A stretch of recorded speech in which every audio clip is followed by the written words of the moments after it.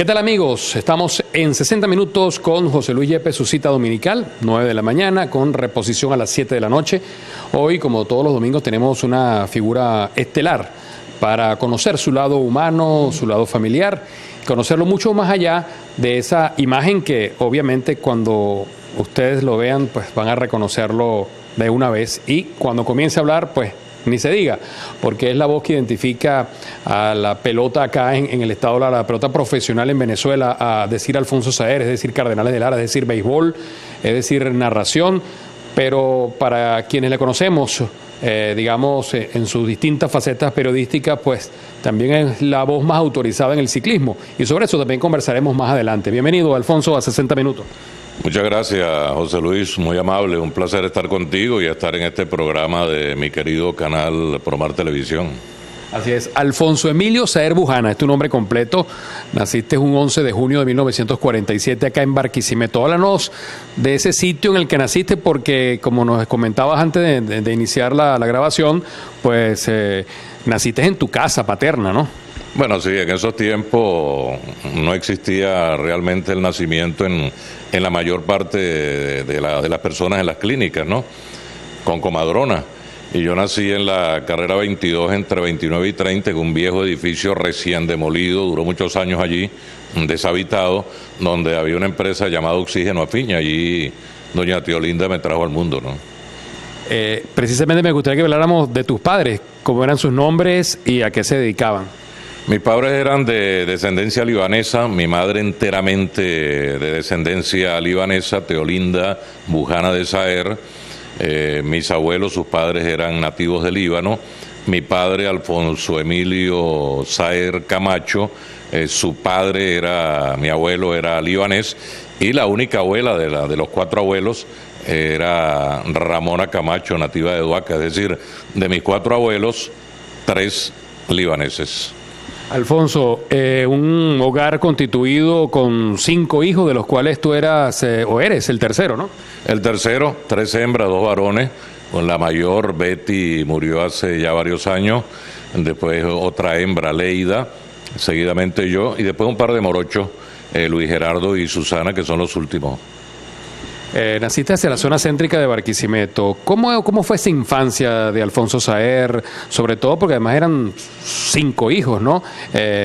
Era amiguero, o sea, tenía una cantidad importante de amigos, o era más bien tímido. ¿Cómo era Alfonso Saer el niño? Yo me crié en la mayor parte de mi niñez con mis abuelos paternos, que vivían en la avenida 20 entre 29 y 30, muy cerca del sitio que estoy mencionando, pero por la avenida 20. Ese Oxígeno Afiñe, la 22 entre 29 y 30, y mis abuelos paternos en la 20 entre 29 y 30. Crecí en un vecindario lleno de libaneses, de tiendas, de gente extranjera que vino al país a trabajar. Sí, había naturalmente los jóvenes, los niños que en aquel tiempo, cuando los años 50, pues uno se dedicaba a la perinola, a las metras, al fusilado, al juego de pelota con de goma, a las chapitas, las cosas naturales de aquella época, ¿no?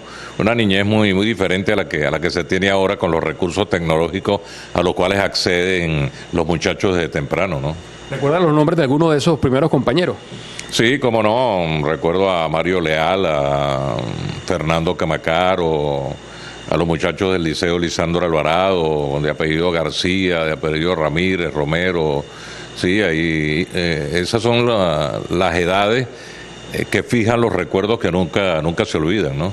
Alfonso, y de esa infancia, ¿recuerdas cuando iniciaste tus estudios de primaria? ¿En qué escuela fue? ¿Cómo fueron esos años? Yo estudiaba a 20 metros de la casa en un instituto, en un colegio llamado Federico Froebel, que estaba, te repito, apenas lo separaba una casa de por medio de la casa de mis abuelos. Allí estudié hasta 5º grado porque no había sexto. Hice el sexto en un colegio cercano en la 19 con la 30 llamado Nueva Segovia, y después la secundaria la inicié en el Liceo Lisandro Alvarado. Yo no continué, yo abandoné los estudios de secundaria en 2º año, hasta allí llegué. No podía con la matemática, la física y la química. ¿Y cómo fue esa decisión y cómo la asumieron en tu casa, en tu familia? Bueno, mira, llegó un momento en que yo dije que no podía estudiar más, que me iba a dedicar a trabajar, a hacer alguna cosa. Ya yo hacía mis crónicas, me trasladaba mentalmente a los estadios a transmitir en la casa, lo hacía en solitario desde niño. Y le dije a mi madre, que en ese entonces pues sufragaba los gastos, y le dije: mamá, yo no puedo seguir estudiando, porque es que no puedo, no me gusta. Y comencé a escribir notas hasta que se presentó la oportunidad de hacer el primer artículo en el diario El Impulso, y por allí me fui metiendo pues tanto en la prensa como en la radio, y en aquel entonces no había la televisión regional, ¿no? ¿Cómo se dio esa primera oportunidad para que Alfonso Saer mostrara, mucho más allá de, digamos, de esos juegos mentales que se hacía, que tenía, digamos, madera para desarrollarse en el periodismo? Había dos muchachos de mi edad del barrio donde vivía mi madre. Para ubicarlos, ese barrio se llamaba Barrio de Paya, pero seguramente mucha gente no sabe dónde queda. Eso es por la avenida Vargas, un poquito más abajo, por la carrera 19. Ahí vivía mi madre, había mucho joven de mi edad que nos divertíamos de las maneras en que lo hacíamos en esa época. Y dos de ellos, Jorge Ramos Guerra, que el abogado que fue, entre otras cosas, gobernador del estado, vivía muy cerca de mi casa, y Alfredo Méndez, que terminó siendo periodista posteriormente, hicieron una crónica para el diario El Impulso en el año 1964, una crónica que hablaba de un gran pelotero de todos los tiempos llamado Ty Cobb. Yo me mantenía al día con todo, sabía mucho de eso, me bebía las crónicas de famosos articulistas y periodistas de la época, y cuando vi publicar esa nota me llamó la atención y dije: bueno, estos muchachos, yo que sé un poco más de esto que ellos, y sacaron un artículo en el periódico.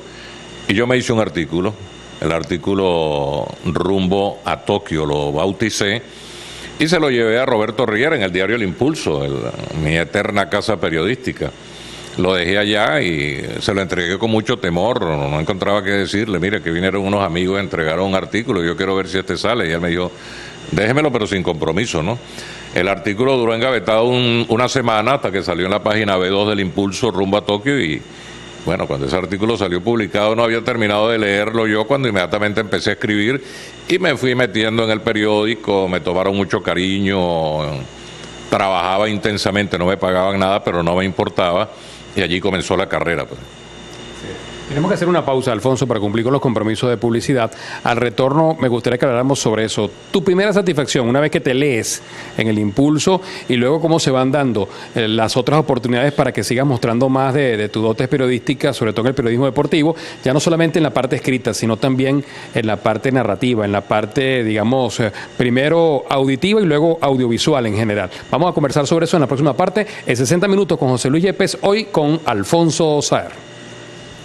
Mi papá es una persona muy jocosa, le gusta hacer chistes de humor negro, así como es en la radio, también en las transmisiones es tal cual en la casa, muy responsable, tiene una manera muy particular de hacerse querer y de expresarse con respecto a nosotros, y en general es una persona que ha sido un padre con una tendencia a ser muy buen ambiente entre los hijos y en la familia. Eso es algo que siempre hemos valorado mucho.